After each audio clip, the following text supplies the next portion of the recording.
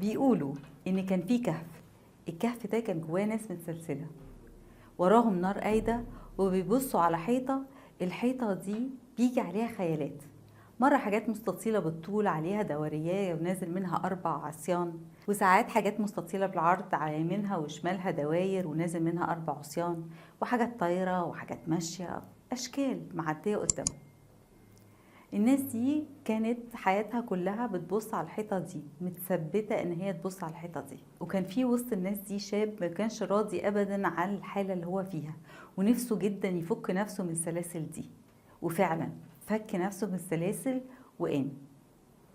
ولما قام اول حاجة عملها قعد يبص على اللي حواليه، لان هو جوه كهف ضلمة جدا، وكل الناس متسلسلة وراهم نار، والنار دي جايبة صور من بره الكهف. وقرر يدور على باب الكهف، وفعلا فضل ماشي ماشي لغاية ما طلع بره الكهف. أول ما طلع ما قدرش يفتح عينيه، كان أول مرة يشوف ضوء الشمس. ولما قدر يفتح ابتدى يشوف، الله، ده في شمس وفي أشجار وفي شوارع وفي ناس.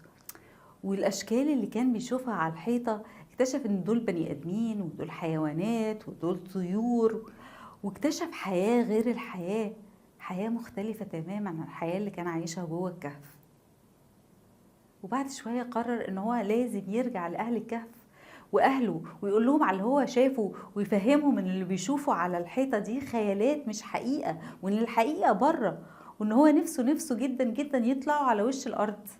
وفعلا رجع لأهله يحكي لهم على اللي شافه، على الشمس والسماء، على الناس، على الحيوانات، على الطيور، على النباتات، على كل الحاجات الجميلة اللي شافها.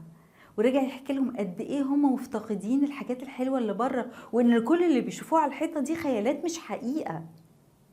لكن الناس ما صدقتوش، قالوا عليه مجنون.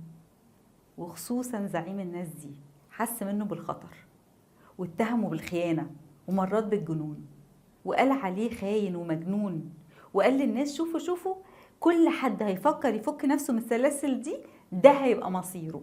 وخوف الناس ورعبهم، وحسسهم ان اللي هما فيه هو الصح، وان الولد ده هو المجنون.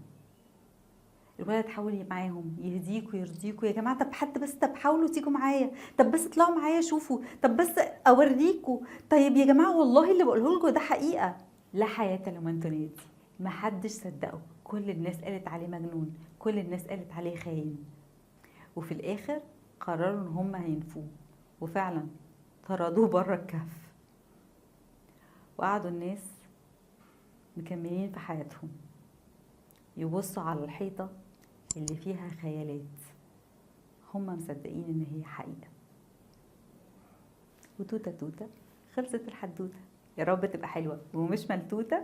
اشوفكم المرة الجاية، سلام.